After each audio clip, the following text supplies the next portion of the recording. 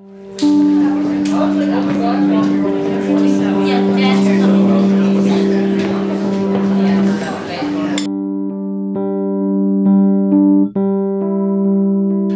Terrence Evans, and I'm going to be your host for this evening. This is the very first Universal Awards Poetry Competition, and it's here in Surrey, British Columbia.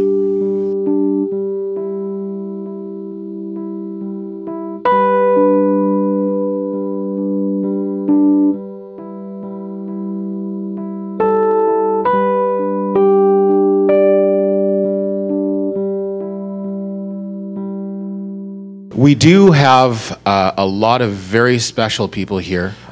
We have a couple MLAs here. We have the Newton MLA, Mr. Harry Baines. Mr. Harry Baines. And of course, we have the infamous Jaguar Brar, Fleetwood MLA. They are judges, and they're going to be here for a little bit, and then I understand they have to run off to do something else. We have Dexter Livingston, who's an author.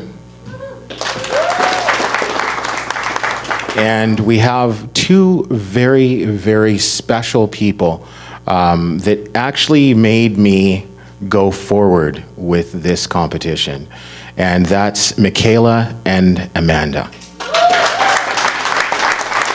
They're going to be substituting for a couple people that couldn't make it, and of course, as everything would go in Murphy's Law, a few people are late, so the order of everything is a little bit messed up. But please have patience. And I wanted to talk a little bit about Universal Word and actually what it is. Universal Word, to myself, has been a journey. It's been a journey for all of my life, and only within the last few years did I actually realize how important the arts were to myself, but more importantly, how important it is to everyone. That's right, Dallas and Emmanuel, and they really came forth on really helping this event to come to fruition. And the journey that we're going to take you on is a journey of everybody's mind. Everybody's mind that has come to put writing to thought, thought to writing, and actually make it come to fruition. So without slowing us down, I am going to actually invite a few people to speak. And now I would actually like to bring forward Van City Gossip Girl, Tia, to give a little speech. First, I'd like to thank Terrence Evans for having the insight and compassion to put this event together. He sees a need in the community and is striving to fill a gap. In tough economic times, the first programs to get cut are the fine arts. When these programs get cut, the outlet for expression shallows, diluting a child's potential to do great things. Today, we are here to celebrate and honor those who are striving to have their voices heard. Thank you as well to all who have come out today to support this project. Now I'd like to call up the Newton MLA, Mr. Baines, to give a little speech. Thank you, Terrence. And I had no intention of making a speech because I don't want to be in between you and beautiful poetry that you're about to witness and enjoy. But I do want to say this thing, Terrence, you and all of the organizers, thank you so much, because I agree that in big political worlds and the governments, this is one area that usually get neglected. But I personally believe that not only it's necessary for us to have a healthy living, to enjoy music and entertainment and arts, but I think it's good economics as well. So I think, this is something that we need to get the message out, and hopefully it's listened to. So thank you for coming, and all of those participants, I especially want to thank them and congratulate them. Win or lose, as far as these numbers are concerned, as far as the judges are concerned, the fact that you participate, you're on the list, you're all winners. So big hand for all of them. Well, thank you, Terrence. I'm very pleased to be here to join all of you for this beautiful Universal Word poetry reading. And, thanks for coming, all the people who are here to just listen to it. And of course, my sincere thanks to all the sponsors for this, this beautiful event. Above all, my thanks to all the participants. I think it's important for them to be not only participate in this one, but this is, in my opinion, poetry is a very powerful tool to make a positive change. So you should be proud of yourself. And with that, thanks once again, and thanks for the opportunity for being part of it.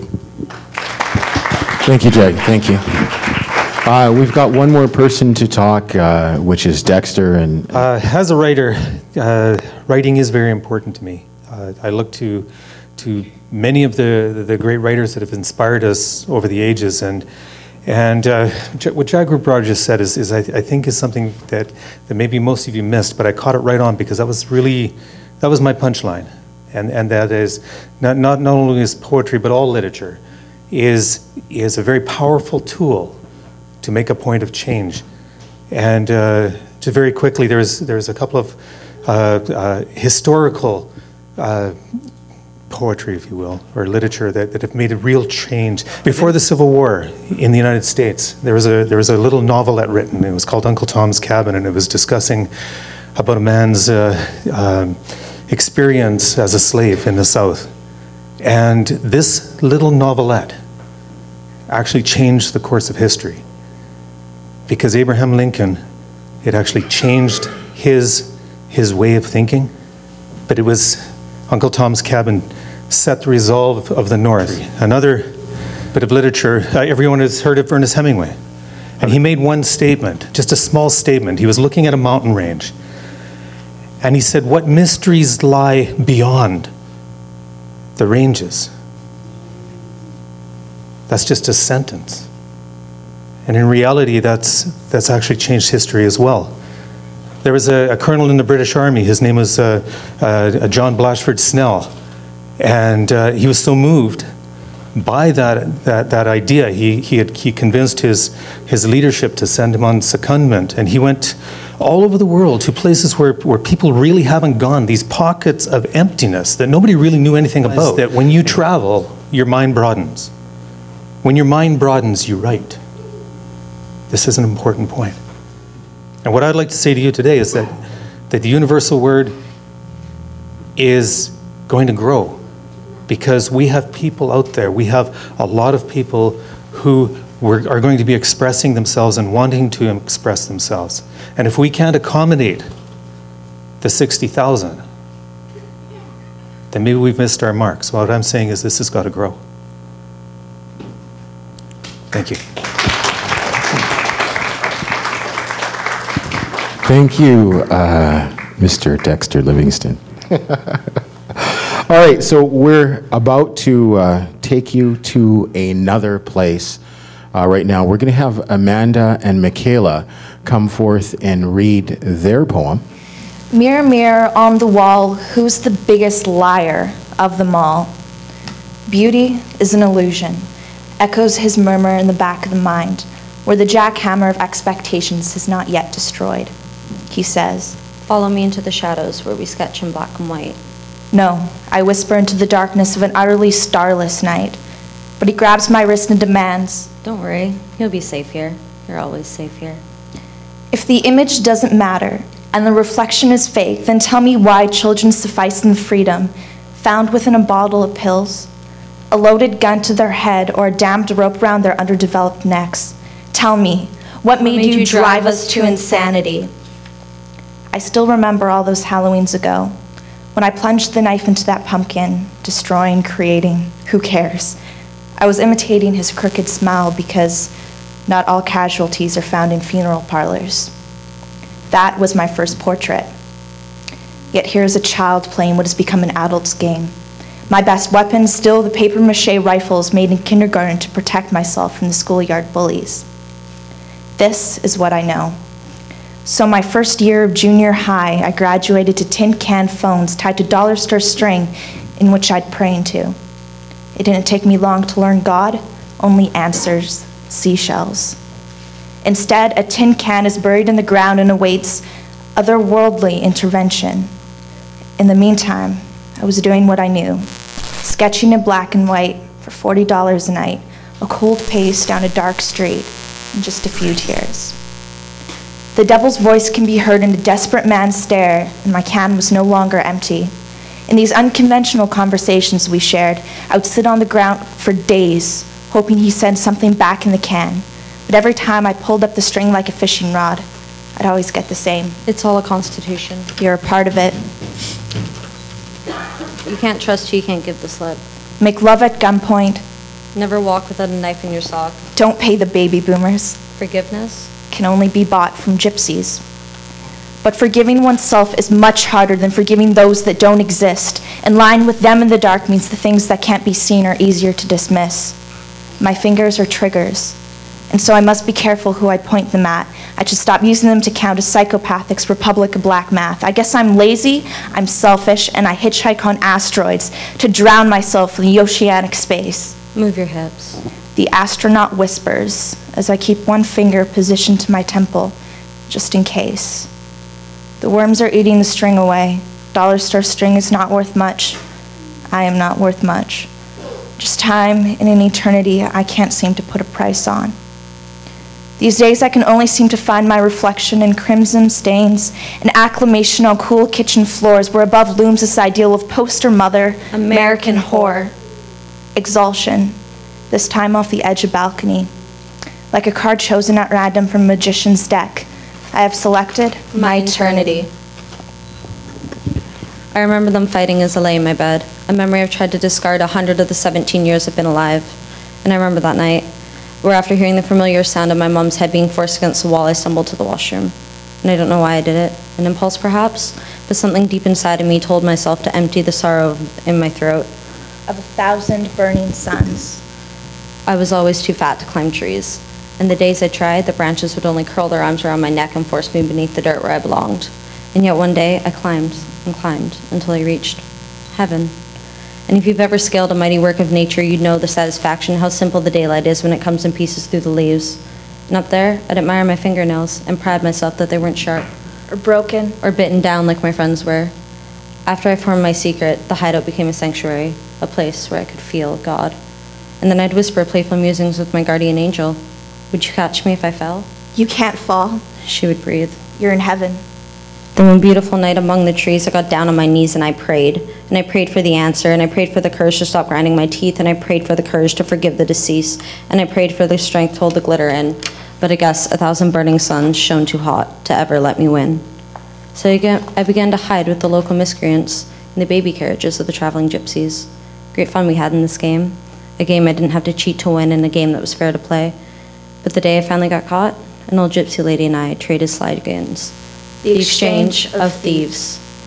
But she cut off my tongue, bonding me to a lifetime of silence in return for a few moments of bliss, of unawareness, of freedom.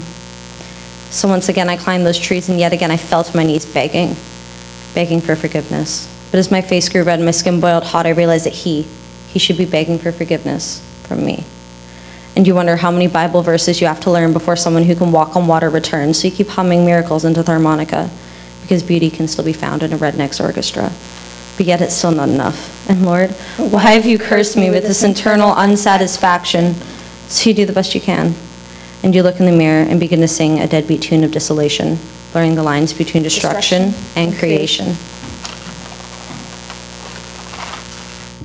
Put that pain into a melody and all those tears will turn to steam.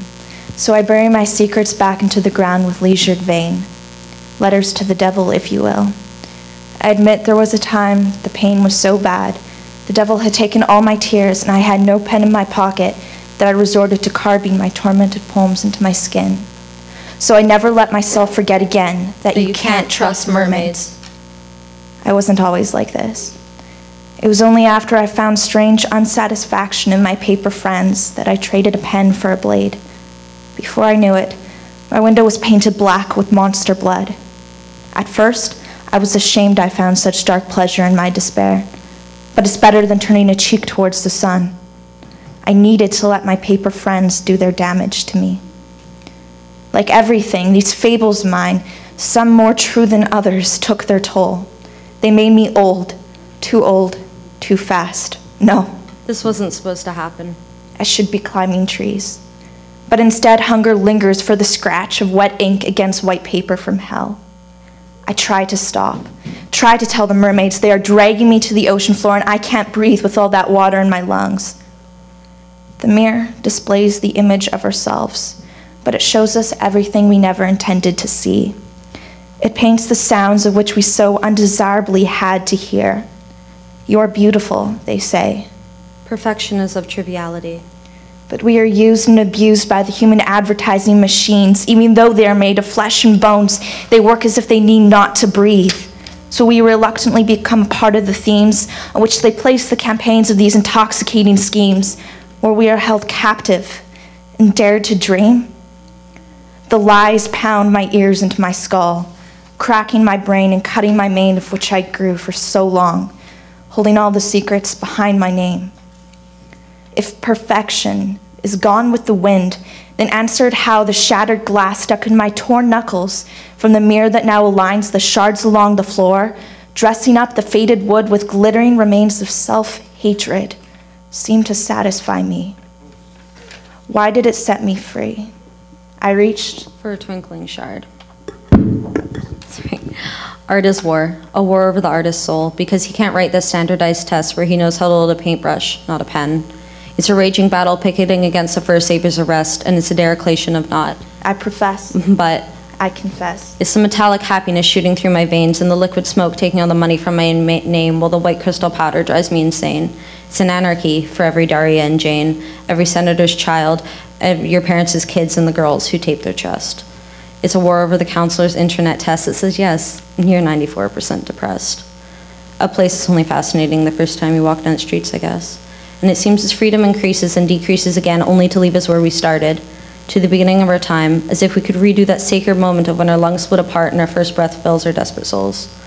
We would do everything different. We try the choices we never made, and this time when we get the chance to fly to Neverland, we'll take it. And we'll explore the deepest corners and play games with the pixies, and this time, when we fall down the rabbit hole, we won't climb back out. We will follow the white rabbit and help him set the time on his pocket watch. But how are the chains up on our ankles to the ground not even attached to the world? What keeps us here? And why don't we fly? We can fly, you know. We can fly in our minds and our hearts and our souls with the help of a bottle that's chilled to its cold, but somehow, somewhere, we bury our wings and we lay down with desire as the hellish angels sing. Am I scared? Maybe. We're all sometimes timid of shallow water. But I can no longer sit on the moon that takes shape of the sun, and I can no longer breathe stars, for my lungs are no longer made of sky. My veins no longer carry the ocean, and my hands no longer grasp the nothingness of which most are blind to see. My heart no longer beats a rhythm of 100 planets orbiting around invisible force, a force of which we do not know the realism of its existence. Maybe we do. And in the oceans of our blood, we know all the solutions. But how do we know the inquiry of which our very skin must possess if we lack the knowledge? In our minds. To even ask the damn questions. Yeah.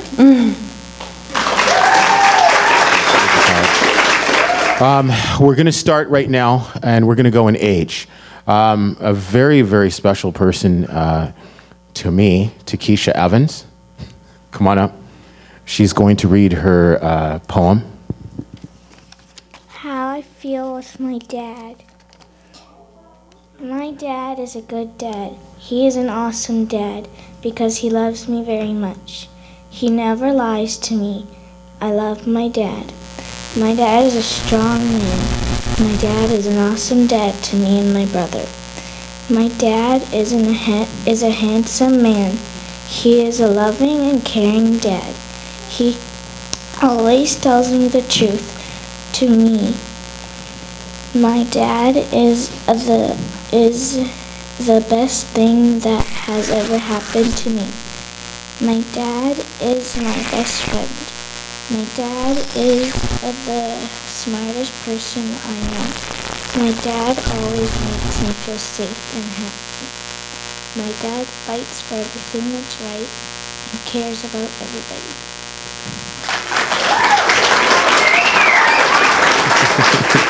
Good job. So we have now, I guess it would be Amanda and Michaela reading for Jasmine's. Hi, again. This is by Jasmine, and it's called Her Story. So bright, even brighter than the morning light. They judge, they laugh, they bully. They don't know her deep sorrows fully. Judged or not, her story was unknown. When she arrived from her death, her story was untold.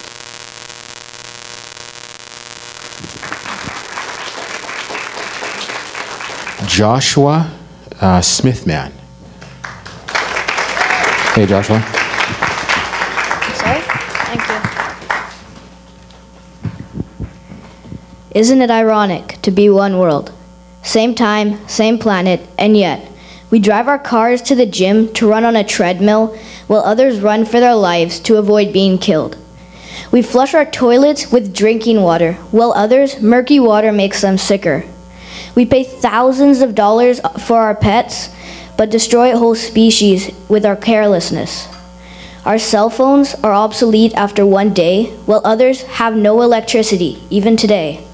We complain about doing our homework, while some toddlers are grateful to have work. Some pay thousands for their diamond grill, while others die for the lack of a 50-cent pill. We have no problem spending our change on candy, but struggle to give it up for charity. We don't have a cure for cancer, but we spend thousands to research Jupiter. 5-bedroom, 4-bath is a home for an average family, but in Mumbai, they're lucky to get 20 feet. Violent video games are entertaining, but for others, real bullets are threatening. We'll spend thousands on designer clothes made by poor children without hope. To get our oil fix, we ignore wars, trading lives for the luxury cars we adore. We'll eat till we're obese, while others will starve in the land of need. Same time, same planet. Lots of work needed to be one world yet. And so he's 12 years old, and he's from Riverdale Elementary, and that came to us via the Arts Council of Surrey. Next, we have Sophie Mishi Thwats, 16 years old. 1,118 days where they can stuff as much useless information down your throat and in through your ears as they can manage. If you thought long division was hard, just wait until they incorporate a couple letters and the square root of pi.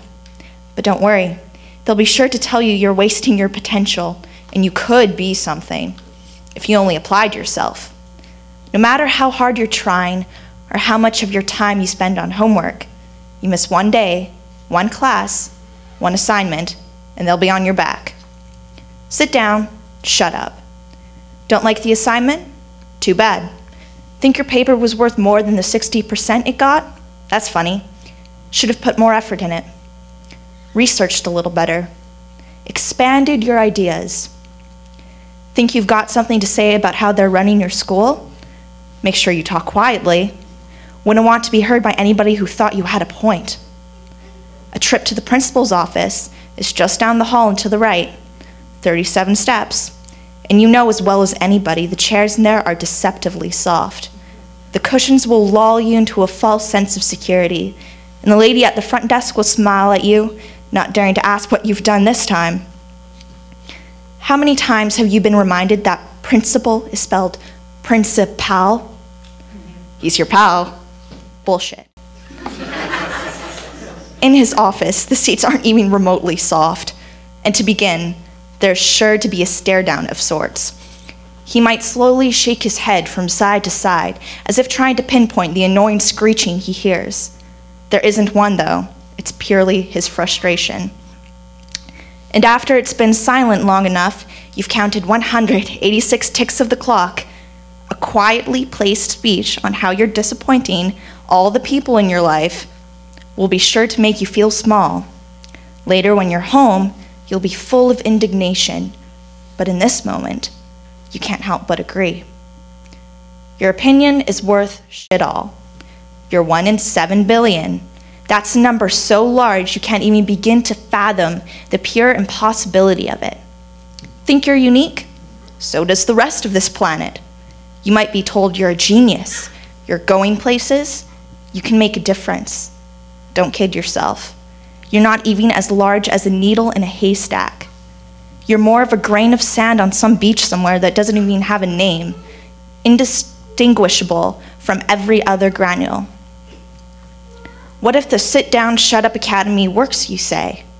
Now you've been equipped with enough information on totally unrelatable subjects. You think you're ready to face anything? Be my guest. Try your hand at the real world. They've prepared us. But don't be surprised when nobody actually cares what you have to say, or by how much money you send to a government that can't know what you need. What's personal planning in grade 10 supposed to teach you how to write a check? Pay your bills? Make smart decisions? Hell, all I remember is laughing as we had no troubles peeling the condoms back onto bananas, and the look of utter horror on our teacher's face, who couldn't believe we had such ease with a task she hadn't learned until the night after her marriage. So don't bother trying to make a difference. This is the Sit Down, Shut Up Academy. 378 days to go. So now we're moving on to Taylor Murray that comes to us from Langley Fine Arts School, More Than Ordinary. We are more than common doers and takers. We are watchers and makers. We express emotions long forgotten in words scarcely spoken because we need to. We scream of broken hearts and empty promises until our dry throats are raw from the effort of forcing the ghosts of our hearts into words to be written.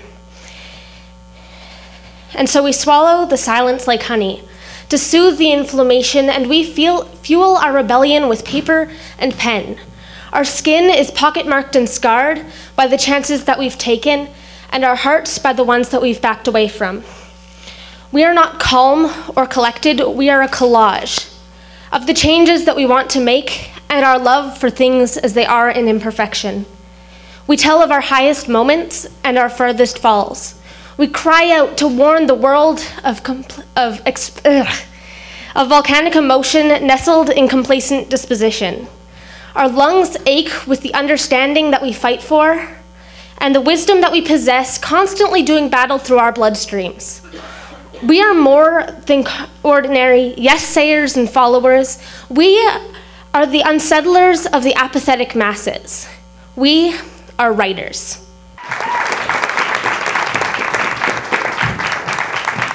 Now we're moving on to Haley Ustuk, okay, and another one from Langley Fine Arts School. Hello, everyone. Tonight I will be reciting my piece, Alice Fell, and yeah. Langley Fine Arts students, can I get a curtain, please? 3, 2, 1, curtain! Alice fell. She fell through the rabbit hole. She fell through layers of gritty soil and oozing underground streams. She fell. She screamed. Falling through the air at a state of infinity, and mortality is the only roadblock. Limbs splayed out, falling for miles. She is a human spider with no cares or desires to speak of. Her pretty, discarded eyes given away because while the brightest of all blues are useless in the dark, ugly in their entranced horror. A thrill that makes mountains crumble and rivers flood, feeding the flames inside your blood, holding out the ashes of truth to paint the war marks of a battle that is you versus me versus tradition versus the only damn person I could ever learn to love. Maybe we can become 6 snakes, twist ourselves together and call ourselves whole. What are we fighting for? You land yourself in a rebels alliance, a perfectly planned tea party hosted by Che Guevara to shoot down every star in the night sky. Why? Because the astronaut in you says it's the only way to save them from death, and let's face it, they would be safer down there in the earth with you. Thank you. We are now going with Annabelle Angle. I'm pretty damn cool. I know most of my friends would agree that I've really evolved in the last year or 2. I finally got sick of being nice, of being the girl who didn't know how to get angry. While Mom was selling Chevys out on the lot, I was helping my little brother with long division and making Kraft dinner out of the box. Big sister / mom substitute. Good student with bad eyesight. Aspiring fiction writer who'd already written the first 6 chapters of what she'd hoped would be a bestseller. Yeah, I was the nice girl. Thank God I finally dropped that awkward stage and moved on to be this badass bitch that you see before you. And I still can't see why I waited so long to change. As soon as I was introduced to liquid eyeliner and mastered the art that was the push-up bra, my horizon was illuminated by the cheap lighters that I could buy at Max because I passed for 18. Now, my bedroom window was 2 feet from the uncut grass of my backyard. It wasn't until I noticed this that I realized that living in a 2-bedroom basement suite with dark walls and stiff carpets, 1 bathroom and no microwave, and certainly no dishwasher because I was the dishwasher, really didn't seem that embarrassing at all. It took me 13 seconds every time. 13 seconds to silently slither from beneath my covers and out onto the sill of that window. Out onto the home stretch, the empty roads with no muffler, bass vibrating windows, and that sweet inhale of dead brain cells and the stupid shit that they'd come up with to try and lure me into the back seat. It's just a shame that I always had a hard time remembering what song we were listening to. But I remembered the feeling. Whether I was tipsy, tanked, smashed, stoned, plastered by something I couldn't pronounce, or pasty tongue and lip that kept reminding me that I was pretty damn hungry, I remember feeling high. High off of what we smoked with God through the only Bible paper we could get our hands on to take the hit we'd been waiting for all week, or all day, or for the last 15 minutes. I was high off the freedom I'd never felt. Skid, anarchist, rebel, wild child, with lips curling into the smile that laughed at my mother for being so oblivious. She'd never understand what it was like to be cool. You wouldn't understand unless you were cool. Because being cool didn't include those first 6 chapters. In fact, I've kicked more ass in the last 11 months than I've kissed in 16 years. You had to have an answer to no one state of mind. Skip class, smoke weed, drink until you puke, aim so it didn't land on your boyfriend, but only after you've handed your body to him. And if you did, you're a slut. If you didn't, you're a freeze. Deuce a cigarette in the master bedroom, steal whoever's diamond earrings are on the dresser, consume whatever else is handed to you, and watch some girl lose the last fragment of her innocence on a kitchen table. This is what it's like to be cool. But this bad ain't too sure about how bad being a bitch is anymore. That unknown anger consumes you, invades your lungs, nests deep in the hollows of your throat, rotting behind your eyes until you can't see the sun anymore. Midnight speeding tickets in the shotgun of a Chevy, you become encaged in nightlife, confusing dawn with dusk, awakening only with the stars. I miss being the nice girl. I've forgotten her, back with my chapters in the trash and playing mom on weekdays. I just want to remember. I wish I could remember what it's like to get straight A's. Lindsay McPhee. Hi, I'm Lindsay, and this is a piece called Cycles. I am a lover of daisies, simple things, quiet things, and misty windows. I like perfect white petals, round as my words, which are loose as the condensation forming, whose waters drop quiet as my voice, so dense and congregating like the center of that perfect flower. I'm fond of circle-like routines rather than the alternative of 2 halves, so fearful of the ocean, I want to be its waves. Its repetition, another simple cycle, always wanting what I'm afraid of and what's always too perfect to fit into these awkward crooks my body holds. So instead of making it, I mask it, press those flowers to my eyelids and my lips, my cheekbones, my tongue, let them burn their way past scars and rough skin, pool them over my shoulder and down my spine, sewing them with permanence to the places of me I've been bruised. I know I'm covering myself so I can shut my own eyes, making myself blind to will that mist around me, wishing a Holocene dream that I don't have to see, molding cocoons for this body so I don't have to feel so ugly. Ugly and how I will bleed white petals from my fingertips, wilting in winter like all flowers do so naturally. This is only natural, right? I tell myself so and shake anchors from my wrists that want to draw them down to you and walk down beaten routines instead. I collect memories in an ashtray, littered bones of joints and cigarettes spilling out next to pill bottles and crushed cans, an elephant graveyard of scattered friendships, all our lost innocence and sought for social skill and acceptance, so polar to my tattoos of solitude inked with all my longing and regret. It's all so similar to the rush of my pupils greeting sunlight in a gas-boozing black so calm over my irises. I am cycles, a circle, light bringing dark and dark pushing back light. I am day and night, fighting for space in my rib cage somewhere next to my heart already swollen with stems and blossoms and tide-like rises, pushing out such wanted reminders of life. And all of it so milky white over my eyes like misty windows and frosty skies, just leaves me a lover completely alone. Patrick McWilliams. So my piece is loosely based on a day we had to spend with a glass filled with random crap that my teacher found. But apparently it was meaningful, so this is my interpretation. My love, a half-empty cup. Only air remains in the rest of my once full glass as I continue to drink the rest. My thoughts are becoming unclear and my worries pass away like my dead grandmother. Rotten pasta covers a small portion of the dusty wooden floor. Oddly enough, the pasta actually adds to the room.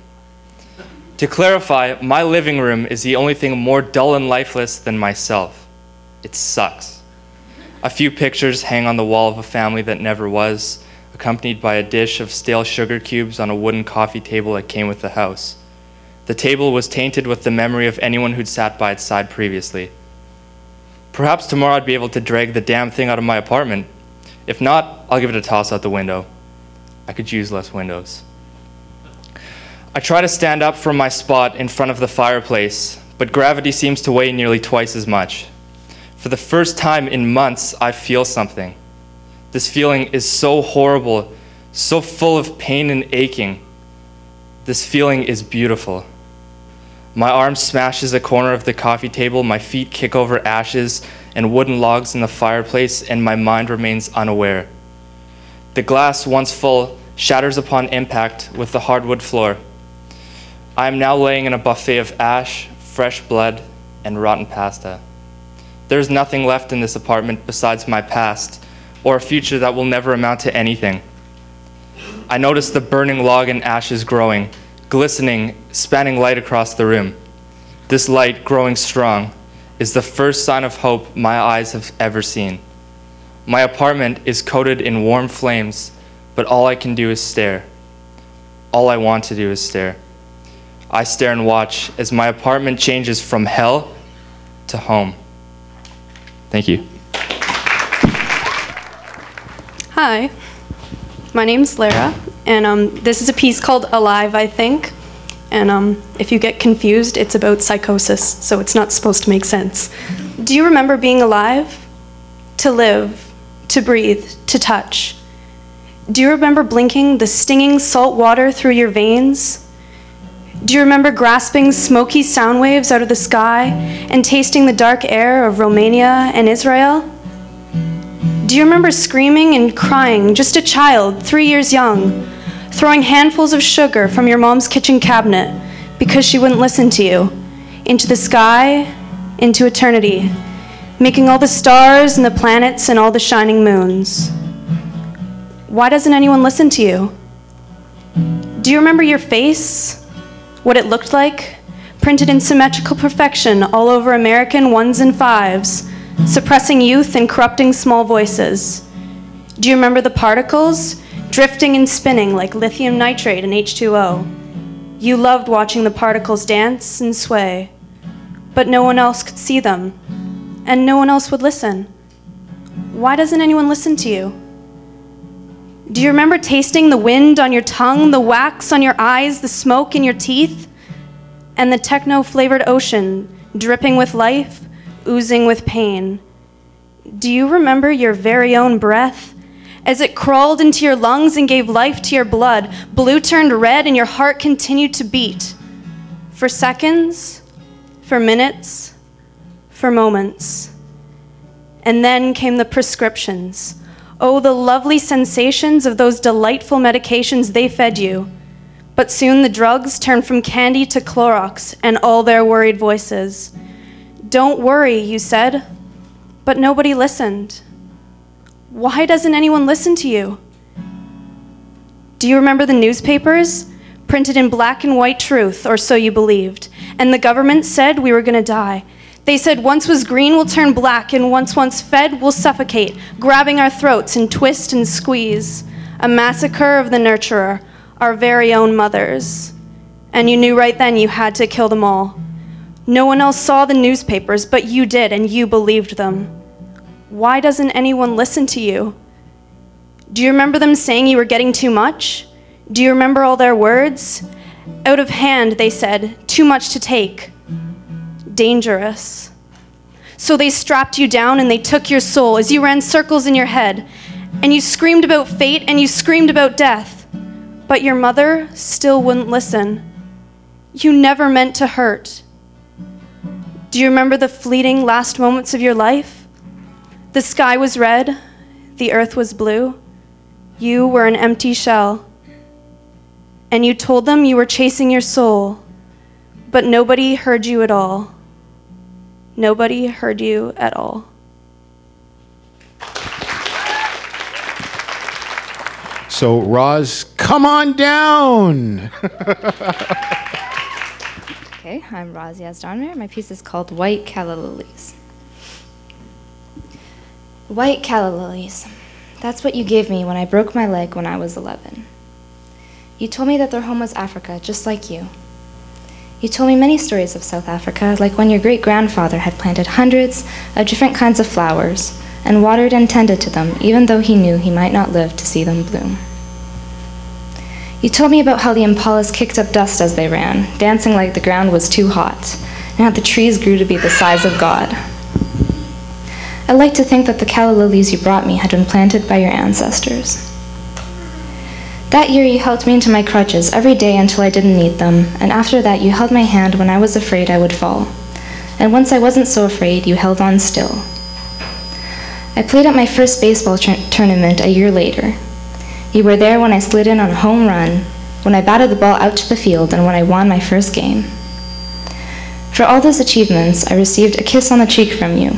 But once, when I slipped on the gravel dirt, embarrassed myself completely, and scratched my face, I received a single calla lily.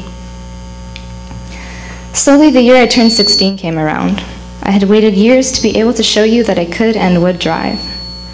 You didn't get mad at me when I drove through the stop sign or when I forgot to turn on my left blinker, when turning the way my parents did. Instead, you sat silently and let me drive. I noticed you'd smile every once in a while, but I didn't ask why. What I did ask was, "Where to?" To which you replied, "Everywhere." The next day, I rear-ended a car behind a red light. I was scolded for hours, and by the end of the day, was emotionally beaten out of ever wanting to drive again. Feeling dejected, I walked up the stairs to my front porch to see a single calla lily lying before the feet of my front door. Needless to say, I was on the road again within a week. Years have passed. I am now a safe driver, and I no longer play baseball. Today, I was with you when the doctor diagnosed you. You did not cry, but I did. We were both silent as I drove you back home. You were looking at me, and it took all my energy to not turn to you, but to keep my eyes on the road. I wanted to say something consoling, but the words would not present themselves. So instead, I walked you to your door, and a kiss on the cheek was our only goodbye. I got back into my car and drove until I was far enough away that you couldn't see me. I then turned off the engine and breathed deeply. Maybe there wasn't anything I could say that would comfort you, but you didn't need words anyway. There was something I could do, though. Tomorrow I will show you my garden for the first time since I turned 11. I've kept every gift from you and replanted it, waiting for the day when you may need a calla lily. So I'm not used to doing any poetry without a curtain, so if you would. 3, 2, 1, curtain! I'm floating on air, well, not air, but snow, and not floating, but laying, so I'm not floating on air. The cold tingles my fingertips and I welcome the numbness like an old friend, because numb is like liquid sugar. It melts in your mouth, but after so many gulps, you lose your appetite. So I'm floating no longer. You see, I am laying in a bed of diamond dust, cold and frozen under my skin. I reach my arms out as far as I can and I float. You see, now I'm a handyman, affixing stars to a sheet of black velvet, except I don't know what are stars, what are snowflakes, and what are spots in my vision. So I forget my career as a handyman and I go back to floating, because it's the only thing I'm good at. See, rain can fall and explode on my skin like hand grenades in the desert, but I don't care much for war. So I pull my star-spangled velvet up over my head and I float. You see, cold and somber light trickles in through the moth-bitten holes in my sheet. The diamond dust, once cold and soft, turns to glass under my body and I can't float any longer. Falling hard and fast towards the glass-ridden concrete, lay me down in a glass casket and let me wait. Wait for the rain to stop.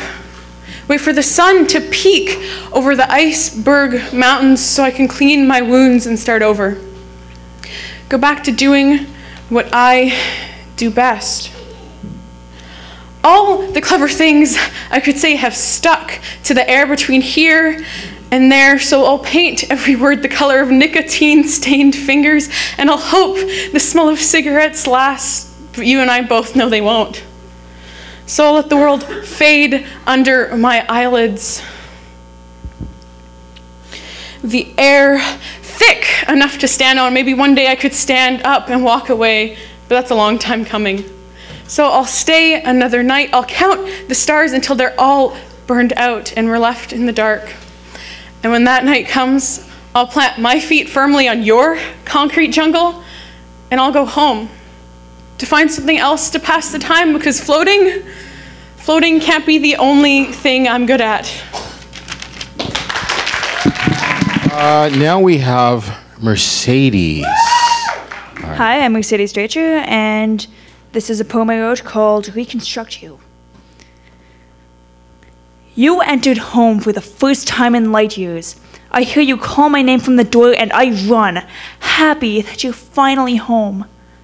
You suddenly collapse into my arms and gasp, I love you, before you burst into tears. It was him who did this to you. He claimed your hurt again. He toyed with it, fondled it, before driving the stake between your chambers. Take my hand, I beg you. Please, don't walk away. You tell me how he gave you the ability to fly, how he showed you off, his prize bird. But he caged you and clipped your wings, leaving you as his pet. You're skin and bones, yet you can't eat, you can't sleep, and you can't dream. I've seen this too often in my life, a past life which I left behind long ago. Your eyes beg for help, but you deny me that. This blast from the past explains everything, why you would hurt me so, why you're skin and bones, you're an empty shell of your former self, and the pieces from inside you are scattered on the floor. I don't know how to fix them back together. I hold your hand while you cry. He made you this way, but he will not keep you as such. I will be there every step of the way. You say I should go to bed, that you want to be alone. Against my wishes, I obey. I'd reconstruct you, if only you'd let me. Dana, okay, come on up, Dana. You're the next contestant in Universal Word. So this day didn't go as planned, but I decided I was just going to read one of my old pieces. So this is that. It's called Total Imprisonment. Wandering years, but only his days were short, neither unaccomplished nor complete. Total imprisonment. But only he walks the miles.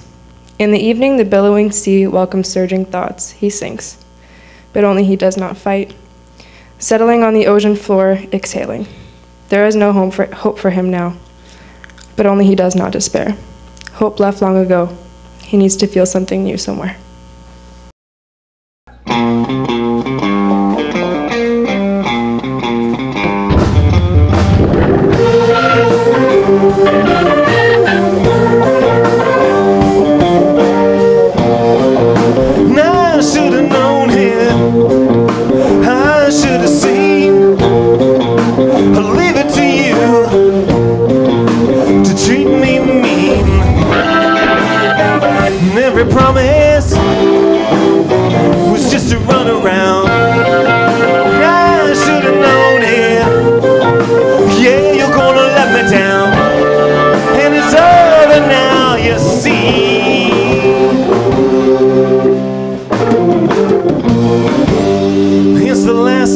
gonna hurt me.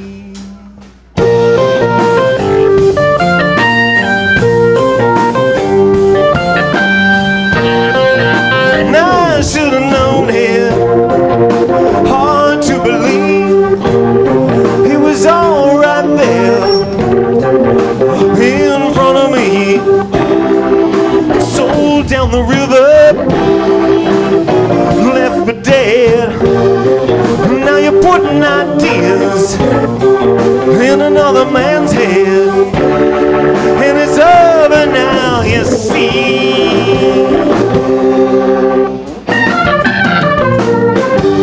I wanted to also give out another award, and this is in recognition of your participation. It's going to Amanda and Michaela. Come on up.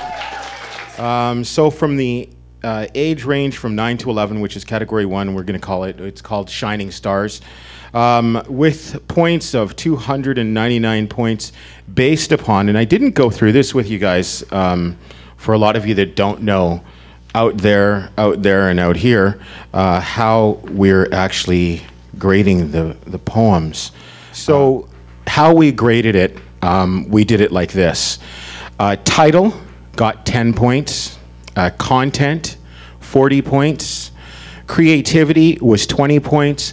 And style was 30 points. So that's how all of these were kind of graded, and that's how we made the decision between, or the judges made the decision between all of the awesome poems. And I should say, I mean, even if you did come up here and you didn't win, which you're all winners anyways, which was said by Jagrip Brar and Baines, we're doing this again in April, and it'll be much bigger. So keep going, and thank you for participating. So for the first age group from 9 to 11, we have Takesha Evans. Come on up. Your grand prize, it's $200 to Michael's and a $50 gift certificate to Swiss Chalet.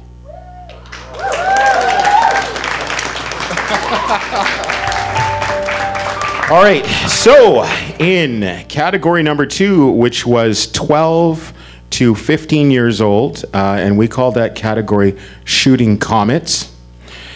For first place, we have Joshua Smithman.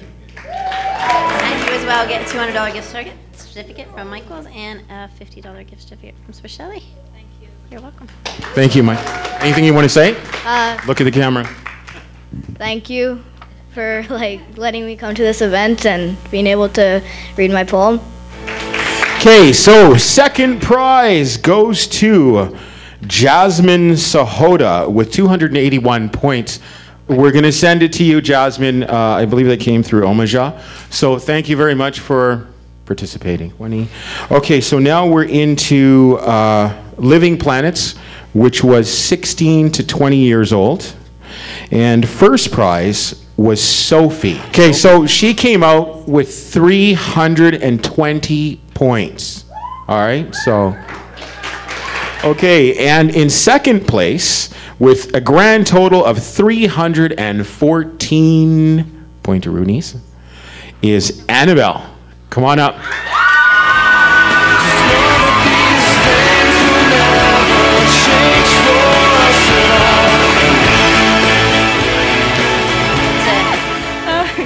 Thanks, Mom, for taking me here and for everything.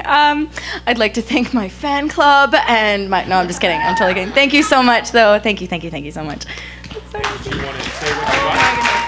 It's also a $100 gift certificate as well to Michael's. Thank you so much. Great, thank you. And this is where it gets a bit tricky because we actually have 2 people that came up with 309 points. And those 2 people, if you could stand up, Lindsay McPhee and Lara Donaldson. Now come on up. Just ignore me, I talk out loud, you know? You should only listen to me half of the time. Do you guys want to say anything? Thank you. Yeah, thank you for this event. All right, and we also had 2 second prize winners, but that was a tie with Mercedes. Come on up, Mercedes. So she got second prize.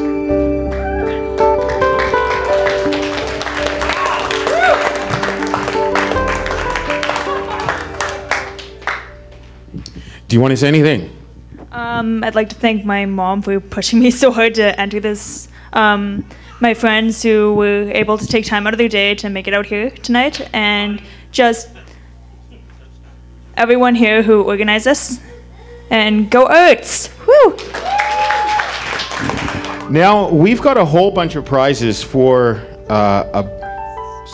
they're certificates, and I'm going to let you give them out, okay? Okay, looking for Haley.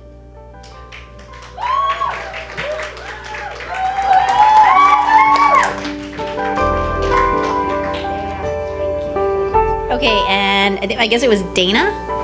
Did I pronounce it? Dana?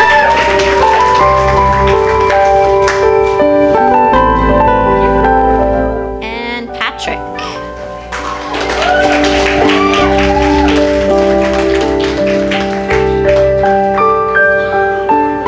And Roz.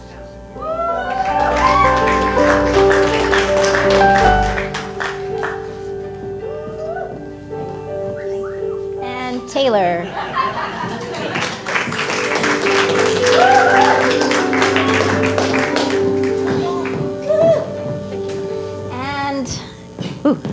Tree.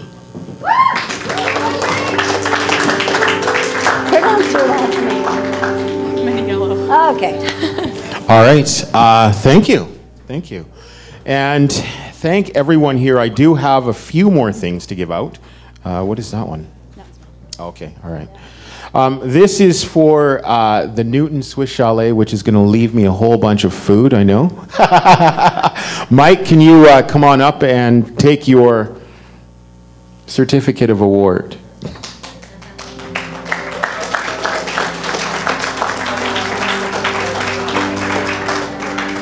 There you go.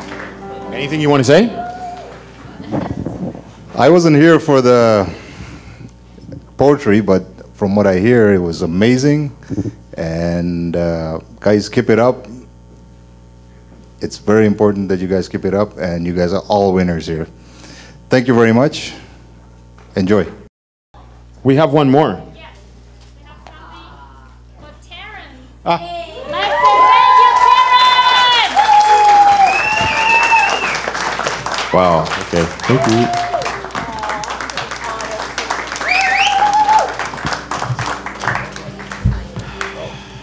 Wow. Okay. I'm lost now. I didn't I didn't expect this. All right, yeah, so I just wanted to like close and say that, you know, in such tough economic times,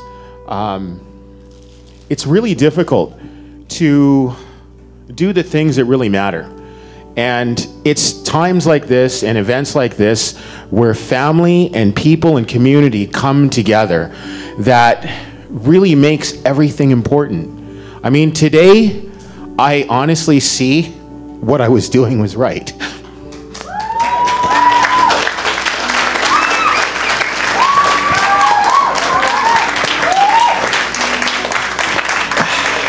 So, I hope that everything that I do touches all of you in a positive way. And we are going to be doing this again in April. And we also have another competition that we're going to do. It's called Universal Word Prisons. And it's literally going to be with prisoners from all over the world, and it'll be webcasted. So thank you for supporting everything that we're doing.